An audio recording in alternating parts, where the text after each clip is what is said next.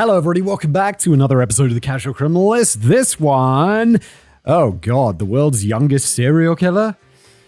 Oh God. Thank you, Arnaldo, for writing this. This sounds brutal. Amarjeet Sada. Let's jump into it. The format of the show, if you're new here, is Arnaldo, the writer, has written this for me. Thank you, Arnaldo. I'm going to read it. We've never read it before. You and I, dear audience, are going to explore it together. So let's jump in.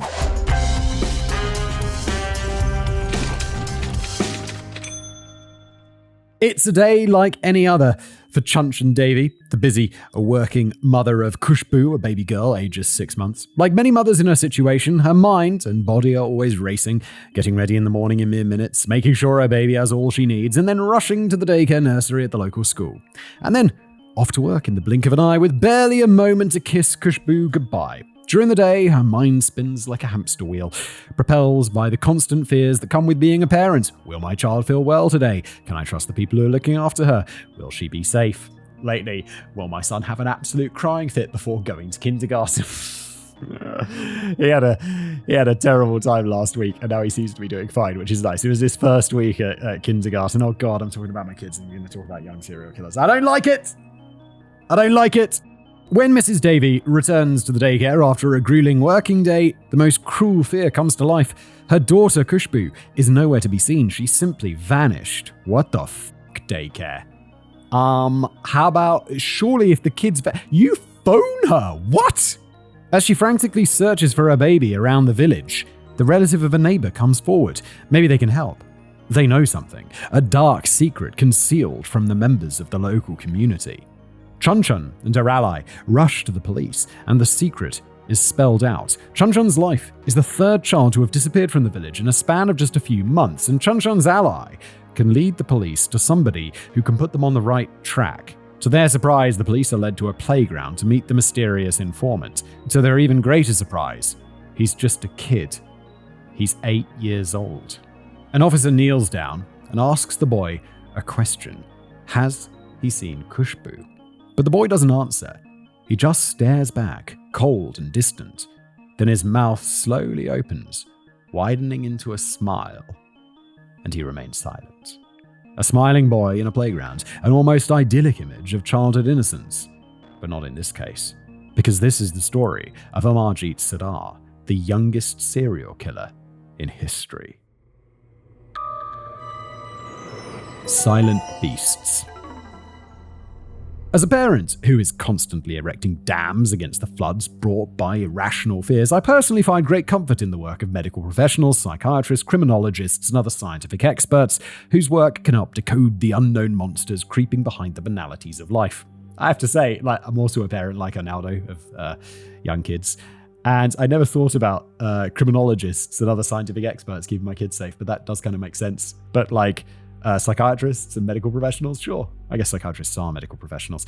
One such expert is Dr. M.D. Kuamuddin, whose paper Silent Beasts Around You, an overview of serial killers in India, was both an eye-opener and a hefty dose of nightmare fuel. The paper, published by the Indian Journal of Applied Research in 2023, opens with this paragraph. The worldview that portrays a serial killer as being a white male, an evil monster with unusual appearance, having dysfunctional behaviors and relationship, engaging in animal torture or being sexually abused in childhood, and therefore sadistically killing or targeting a specific population for sexual gratification should be challenged. As a European, white, adult male, I will admit that this is the identikit that comes to my mind more easily. Yes, same here. Arnaldo also is a European white adult male. This may be the result of the overwhelming preponderance of English-speaking novels, dramas, films, and true crime reporting, which captured the attention of non-Anglophile audiences worldwide. But of course, evil knows no boundaries, no language, no gender, no ethnicity, and it also has the potential to transcend age barriers.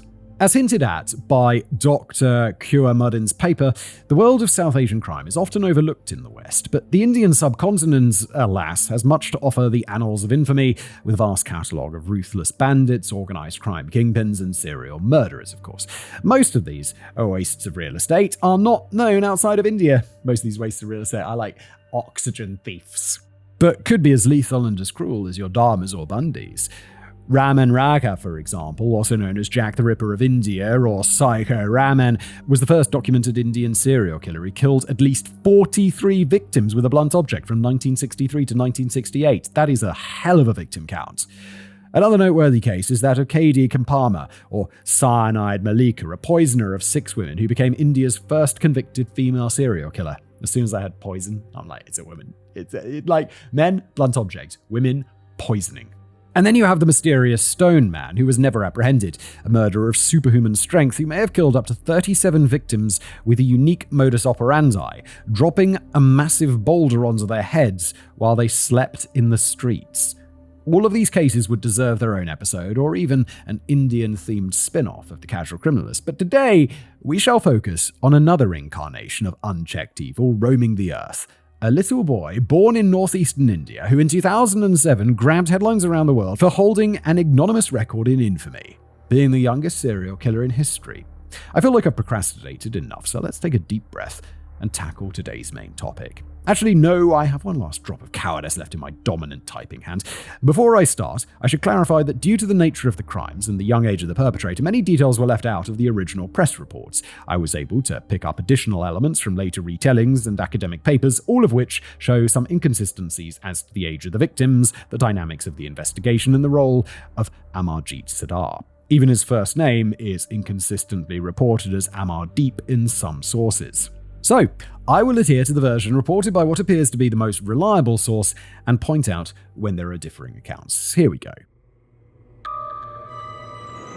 A lonely boy. Amarjeet Sada was born on June the 20th, 1998, in the village of Mashari, Muzaffarpur district in Bihar, a state in northeastern India. Or not, at least one article mentions his family moved there when he was 6. What all sources agree on is that the Sadars were a struggling family with a low income. Father Balaram worked as a day labourer, while Mother Parul was a homemaker. There are scant details about Amarjeet's early years. We know that his parents struggled to make ends meet in an area already stricken by widespread poverty. In this family setting, Amarjeet spent most of his time roaming the village, exploring the nearby woods and climbing trees. Yeah, I went to India end of last year, to New Delhi. And kind of when you think about someone like a manual labourer with poor income in like Europe, it's like they still live in a house and stuff. Like, I guess maybe these guys do as well, but there was so, like, poverty in India is just different. There's like people just everywhere living on the streets. It was sad. It's really sad. Like, there's a lot of poverty. Bihar was described as a village with a high proportion of children who also spent most of their time alone, either at daycare, at school, or playing together in the streets and fields. However, it appears that Amarjeet was kind of a loner who preferred to conduct his daily explorations away from other children. Or maybe it was not his decision to play alone. It seems that the boy was extremely argumentative and had a quarrelsome personality, which led him to have frequent fights with those around him. These fights could become violent, as experienced by other children and even by his family. According to Rupsha Bose, a criminologist and journalist writing for Medium, the boy displayed all the usual early signs we've learned to associate with serial killers. To quote him, these signs include cruelty to animals, fascination with fire setting, and a lack of appropriate emotional responses to disturbing situations. The criminologist reports how early signs of violence did not materialize out of thin air, but were steeped in Amarjeet's home life. According to Bose, the boy grew up in a violent and neglectful environment. I should specify that sources claim that he witnessed domestic violence, but it is not clearly stated if he was subjected to it. What is constantly reported is that he was left to his own devices most of the time, and the combination of these two elements may have led him to normalizing deviant behavior. The village of Bihar may have enjoyed a strong sense of community, but due to scarce resources, it lacked appropriate mental health and social service infrastructures, meaning that Amarjeet's early behavioral issues went completely ignored. In a normal episode of Casual Criminalist, we would go on to cover Amarjeet's teenage years until his eventual descent into violent crime, but this is not a normal episode, so we'll have to describe instead the events that triggered his first murder. Yeah, there's no real backstory to him because he's 8. A family secret. In early 2006, when the boy was just 7 years old, his family received the visit of Parul's sister Meena. She had just been hired for 1 month as a maid in the town of Patna, some 80 kilometers to the south of Mashari. But where could she leave her son? The aunt asked Parul Sada if she could look after him while she was away. Here, we too have some discrepancies. Some Indian papers report that Amarjeet's cousin was 6 years old. Others place the age at 6 months, while The Guardian writes that he was 9 months old. Based on what happened later, I will assume that the cousin was still a baby. A few weeks after the arrival of the cousin, Mum Parul left home, heading to the local market to buy some vegetables. According to criminologist Akash Paul, at the time she was heavily pregnant with Amarjeet's sister, but the publication DNA India has another version, according to which the baby sister had already been born at this time. In any case, Mr. Sada was at work, so Parul asked Amarjeet to stay home and look after his cousin and his sister, depending on which version you choose to trust. Now, in general, it's a very bad idea to ask a 7-year-old to babysit an infant, but it somehow makes more sense than asking him to look after a 6-year-old cousin. In that case, Parul would have just instructed the two cousins to look after each other, right? Yes, that makes sense. Hence my speculation that Amarjeet's ward was a baby and not an older child. What matters is that the boy was left alone with the infant. So what follows is based solely on his own account. It is not 100% clear if Amarjeet had previously tortured the defenseless cousin, but he did so for sure on that occasion. He first pinched his ear, prompting him to cry. He then pinched her stomach and nose, causing further pain and tears. Finally, the boy placed his hand around the baby's throat and squeezed. According to reporter Anirban Bhattacharya, Amarjeet killed his baby cousin because he could not stand his crying. I mean, this is also like, what the fuck are you doing? Letting a 7-year-old look after a baby. It's a 7-year-old. I don't even know if he has the mental capacity to understand this. Amarjeet then picked up the body of his cousin and walked to a muddy field just outside of his house. For unknown reasons, perhaps to ensure that he was dead, perhaps out of sheer malice, the boy struck him in the head with a brick. Finally, he dug a hole, buried the baby, and calmly walked back home. Parul immediately discovered that her nephew was missing, of course, and asked Amarjeet what had happened. Her son simply took her by the hand and walked her to the burial place. When Dad Balaram returned home, Amarjeet confessed to him his crime, even boasting that he had struck the baby with a brick. Balaram's immediate reaction was to slap his son across the face. What happened next was truly shocking. According to at least one account, not only Amarjeet's parents knew about the murder, but other members of the extended family were aware too. And what did they do? Nothing. Allegedly, and in the opinion of journalists previously reporting the event, the Sada family agreed to cover up the murder of their own kin. Allegedly, they perceived the crime as a family matter and not to report it to the authorities. Nobody spoke to a doctor, a social worker, let alone the police. The Sadas decided that it was best to cover up the horror and maintain the secret to protect their child. And what about Aunt Meena, mother of the victim? Balaram and Parul simply told her that her son had died by accident. Somehow they convinced her not to report the death to the police. Her reaction was not recorded, but it's not difficult to imagine. Is there a bigger pain in this world than surviving one of your own children? Especially when they barely had the chance to experience it, to feel it, to decide who they are, and to make up their own mind on whether this rock we dwell on is a source of wonder or fear or both. Whenever I hear the story of an infant snatched too early away from life, I'm reminded of a poem I once came across. It was written by a Welsh poet in 1369 as he lamented the loss of his 4 children to the plague. A totally different context, but the feeling is universal, especially the one expressed by his closing verses. And I was left, feeling betrayed and stunned, barely alive in a harsh world. I remember, was it Benjamin Franklin who kept a diary? And then there was a day that his kid and his mum died on the same day, and he'd written in his diary for like his whole life. And on that day, he just put an X. Dude. That's how Meena may have felt. Betrayed and stunned. Sadly, she would not be the only one to feel that way. Was it Roosevelt? Maybe it was Teddy Roosevelt, not whoever I said before. But goddamn, I think it was Teddy Roosevelt. Just like that. Akash Paul reports how his life continued as usual within the Sada household. Shortly after the death of her nephew, Mum Parul gave birth to her daughter. Or maybe she was already born, but let's go with Paul's version. For about 8 months, no incidents took place. Everybody was happy about the new arrival, including Amarjeet, who apparently doted after his beautiful little sister. One winter day, in early 2007, Amarjeet's parents walked outside their home to sit in the sun. It was a cold afternoon, and they sought to relax by absorbing some warmth.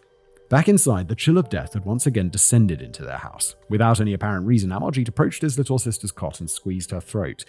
Sometime later, Parul went to pick up her baby daughter. As it was time to feed her, she immediately realized what had happened and asked Amarjeet if he was responsible. He simply answered yes. Parul then asked the most difficult question, one that seldom receives a satisfying answer. Why? Amarjeet's reply was just like that. And then he asked a question of his own. What wrong have I done in killing her?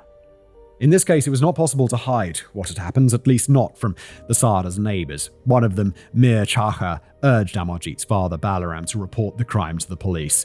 Balaram, you must report it to the police. Put a stone on your heart and do it. But it seems like Balaram was out of stones. This time too, he decided not to speak to the authorities.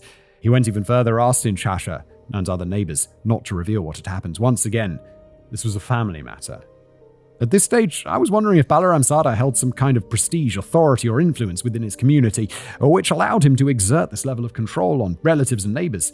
I could not find any information about him, so I'll refrain from making any kind of speculation. Give me a biscuit, then I'll talk. Once again, life continued as usual in the Sada household and in the village of Mashari. Well, more or less as usual. As reported by Anirban Bhattacharya, at least the Sada's neighbors were well aware that Amarjeet had already reaped 2 victims and looked at him in fear. Amarjeet, now aged 8, continued to spend his days roaming the woods in the village, generally shunning his peers. One day, he walked past the local primary school, which doubled as a daycare center for babies of working parents. Through the windows of the nursery, he could hear the gurgling sounds of a baby, happily enjoying her first few months of life. Oh my god, this is a terrible episode. It's not clear how many babies were kept at the school on that day and that time, nor if they were supervised in any way. We can only speculate on what happened next. Attracted by the baby noises, Amarjeet sneaked into the school and snatched at a fenceless infant. This was Kushbu, daughter of Chanchan Devi, from the episode's introduction. Completely unseen by the village inhabitants, Amarjeet ran into the nearby woods and enacted his revolting ritual. He strangled Kushbu, struck her on the head with a stone, and buried her. Some hours later, Chanchan returned from work and her world collapsed at the sight of an empty cot. Desperate, she started running around the village, frantically asking, "Have you seen my daughter? Have you seen Kushbu?" But no one had an answer. Then a person came forward. We don't know either their name nor their gender. According to Akash Paul, they were a relative of the Sada family. Also according to Paul, Chanchan Devi herself was well acquainted with the Sadas, being their neighbor, but it seemed like she had not been made privy to the conspiracy of silence surrounding Amarjeet. The Sada family member told Mrs. Devi that maybe they could help with finding Kushbu and volunteered to accompany her to the nearest police station in nearby Bhagalpur. Chanchan reported the disappearance of her daughter, and officers were immediately on the case. It is unclear how and how early, but they soon discovered that this was the 3rd infant missing in a span of a few months. Same unnamed family offered to help the police, telling them that they should speak to one person who was well informed about the sinister events at the village.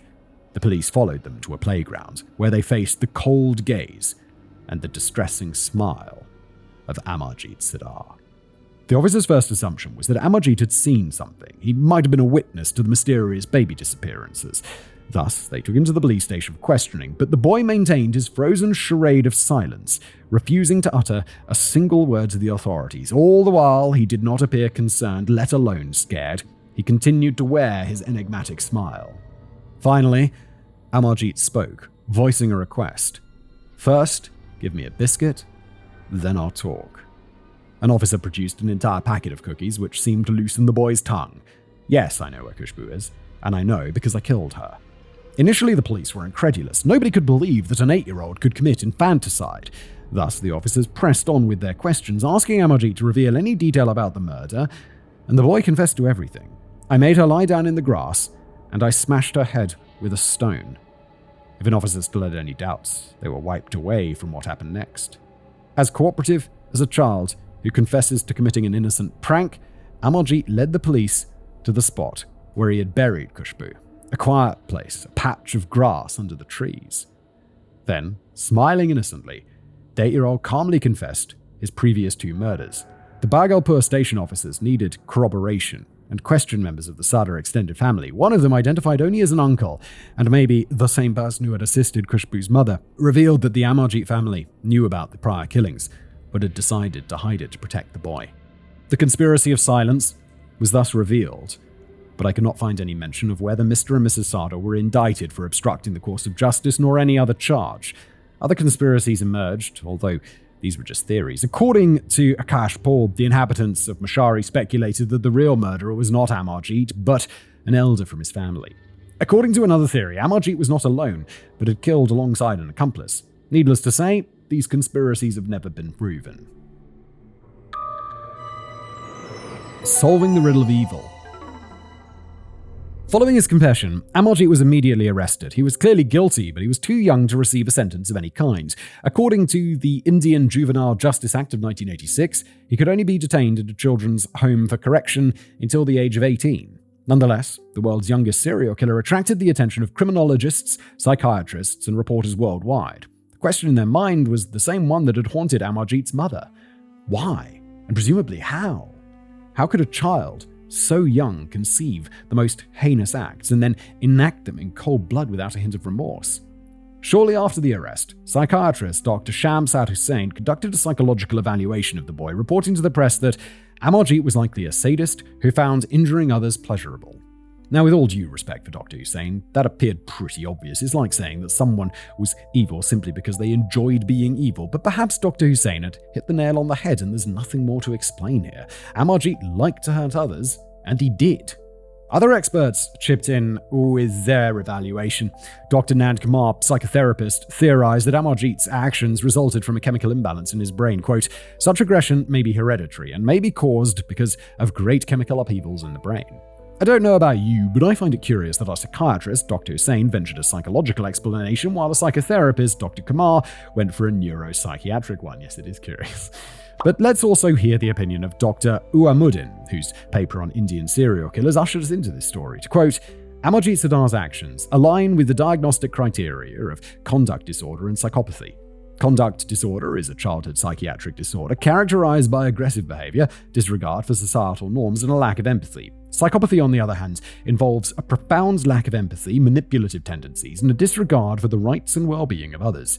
Amarjeet's repeated acts of violence and his apparent lack of remorse or empathy for his victims suggest the presence of these disorders. And finally, we have the evaluation of criminologist Rupsha Bose. Amarjeet Sada targeted young children as his victims. This choice suggests a deliberate focus on individuals who may have been more vulnerable and easier to overpower. He chose secluded locations for his crimes away from potential witnesses. This suggests a level of planning and a desire to avoid detection and capture. About that desire to avoid capture, in truth, Amarjeet had no qualms in confessing to his crimes, first to his parents, then to the police, which may indicate a lack of moral understanding of what constitutes an evil action.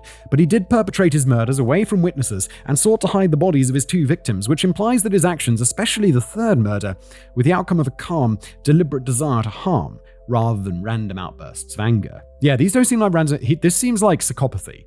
Like, just straight up, he's not angry, he just likes killing. And he doesn't feel any remorse or empathy, he doesn't understand why it's wrong.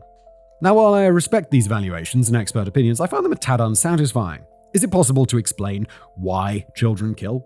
An occurrence so harrowing and so rare that even my Google Doc suggested that I change the question to why are children killed, which is no less horrifying, but sadly more frequent. So what are the factors that can lead an apparently innocent child to murder? What can science and criminology teach us about the case of Amarjeet Sada and about the nature of evil in general? Seeking more answers.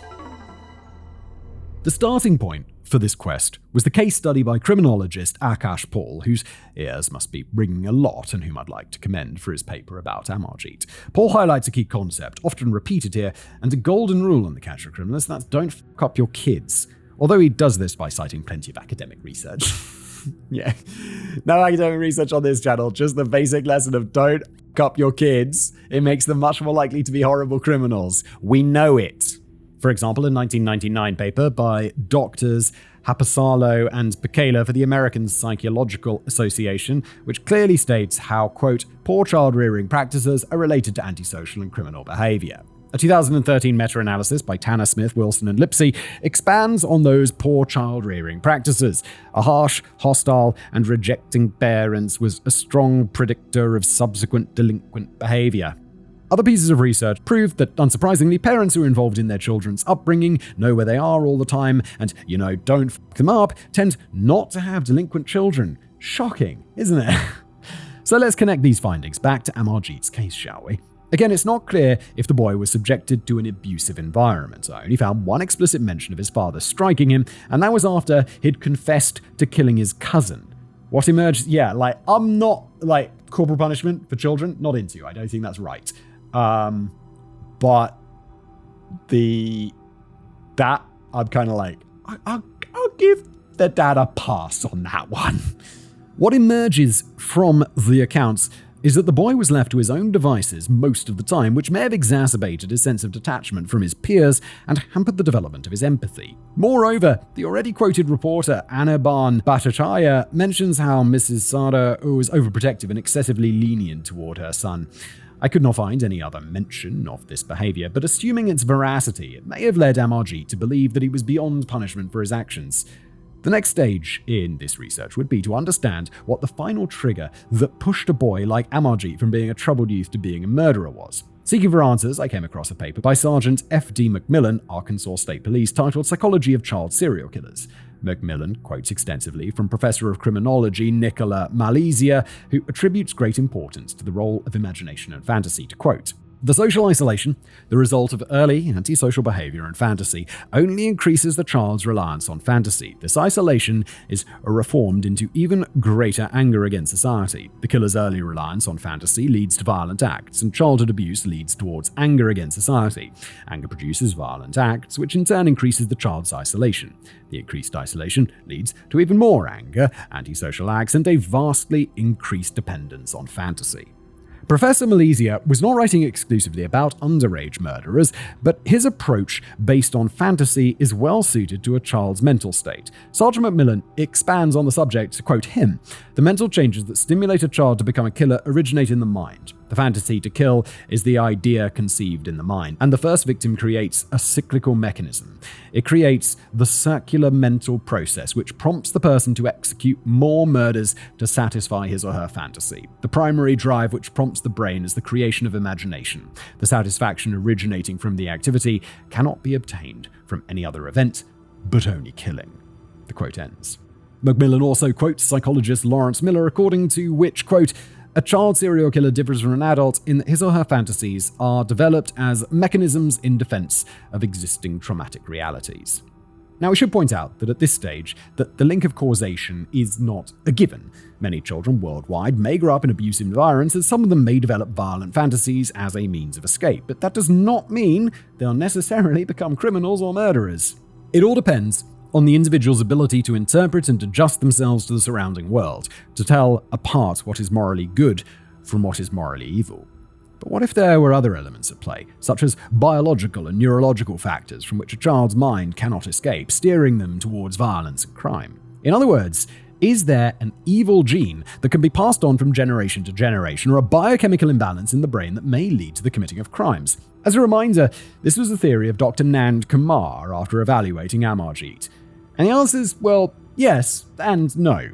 Research on congenital factors at the root of criminal behavior frequently focuses on psychopathy. I should point out at this stage that being a psychopath does not equate to being a violent evildoer, as most individuals with the condition are functioning citizens who do not resort to crime.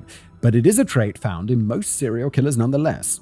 According to medical education organizations, psychopathy is, there is not a single psychopathy gene, but there is a combination of genetic variants which may, quote, increase a child's chance of developing psychopathy. Which is an important point. No one is born a psychopath, but, quote, some children are born at high risk for developing psychopathy due to inherited genetic factors. According to Dr. Christian Jarrett, cognitive neuroscientist, children with psychopathic traits may display observable abnormalities in their brains. Namely, they may have smaller or less active amygdalas compared to other individuals. To clarify, the amygdala is the region of the brain in charge of processing social stimuli and emotions, mainly fear. However, genetic and biological factors cannot be isolated as solely responsible for psychopathic, criminal, or otherwise deviant behavior, according to the extensive research of Professor of Law Amanda Pastelnik, University of Maryland, Baltimore. To quote her, "Neuroscience cannot provide complete or even sufficient explanations of criminal violence by reference primarily to purported neurobiological dysfunctions within isolated parts of offenders' brains. Rather, people participate in and construct a biosocial reality that consists in part of internal states and in part of external factors, which are in constant dialogue." So there you go. Children may inherit certain neurological traits, which may make them susceptible to developing psychopathy or a predisposition to crime. However, evil does not simply blossom out in isolation and is the result of a combination of internal and external factors. The future of children who kill. Now, one thing that transpired from this very research is that the triggers and factors behind the psychology of a child serial killer are not different from those that create an adult serial killer. Seasoned fans of Casual Criminalist will know, however, that most serial killers have become such after an escalation path, which usually involves petty crime, domestic violence, sexual abuse, sexual assault, torture, before completing that crescendo with the act of murder. And often, murder is associated with another criminal intent, such as the elimination of witnesses or robbery. What makes Amarjeet's case so unique is that he did not follow such a progression, at least that we know of. Based on the accounts that I found, he appeared to have jumped straight from antisocial behavior to murder. Yeah, but also, they covered up these murders. What's to say they didn't cover up a bunch of weird that he did before, and that just never came out? That seems entirely possible. That is the scariest question that still puzzles me, and whoever wrote about the case. What may have triggered him to kill at such an early age? And for that conundrum, I could not find a satisfying solution, so I can only speculate. Perhaps it was a combination of circumstances. Amarjeet was already predisposed to violence, and in the case of his first two murders, he had the right occasion to put it into practice: the proximity to vulnerable, unprotected, and tragically young victims, his cousin and baby sister. Upon strangling them, he may have felt a feeling of satisfaction, which he sought to recreate by actively seeking out his third victim, baby Kushbu. To requote from Sergeant Macmillan, "The satisfaction originating from the activity cannot be obtained from any other event, but only killing." The next in our endless barrage of questions is, what will happen next to Amarjeet? As per Indian law, he was institutionalized at a juvenile correctional home in 2008, but he's now free. Depending on accounts, his release either took place in 2014 or 2016. In any case, Amarjeet was given a new identity and is now a free citizen, his whereabouts unknown. I hope they're keeping an eye on him at least. I hope the police are like, keep an eye on whatever his new name is. Whether he is destined to become a functional member of society or kill again will only be answered with time. The criminology and psychiatric community still debate whether adult serial killers can successfully be rehabilitated and reintroduced to society. My own 2 cents is that this question, when applied to adults, does not make much sense. If an adult has murdered more than 3 victims, they should not be allowed out of prison. To put it very bluntly, yeah, agreed. You should be in prison forever if you kill 3 people. The question of rehabilitation becomes more pertinent when applied to underage offenders. And I'd like to end this episode with a glimmer of hope by quoting from Children Who Kill, "They can and should be reclaimed." This is a British Medical Journal article by child psychiatrist Sula Wolfe and Professor of Medical Law Alexander McCall-Smith. The latter, by the way, is also the author of the popular series of crime novels, The Number One Ladies Detective Agency. No way! I didn't know she was a professor of medical law. There you go. The article was written in 2002, so it has no relation to the Amarjeet case, but is relevant nonetheless. In the author's view, quote, "Children who kill have experienced severe family adversities, domestic violence, neglect, child abuse, substance abuse, maternal depression, the absence of fathers. The evidence, though limited, is that with good care and psychiatric treatment, the children do well and do not reoffend later life. This fact should govern the way that they are treated by the criminal justice system. Children should be treated differently from adults because they are developing and have a greater chance of improving their adjustment." Yeah, I agree, their brains are just not fully cooked yet. Your brain isn't fully cooked until like your late 20s or something. And that's where my hopes reside, that Amarjeet may have had access to suitable care so that he could be reclaimed, as Wolfe and McCall-Smith put it. His actions were monstrous, there's no doubt about it. Some may argue that Amarjeet Sada may not be worthy of compassion, while others may hold that he was just a child and therefore not fully responsible for his actions. What really matters in the case of Amarjeet and other young killers is that institutions and societies at large do their best to reclaim them. For their own sake, sure, but mainly to prevent them from growing into adult monsters and prevent them from harming other innocent lives. And in today's story, the victims were as innocent as they could be. And let's remember them one last time. The baby boy of Mrs. Meena, the baby girl of Balaram and Paula Sada, and baby Kushbu Devi. We all feel betrayed and stunned. And thanks for watching.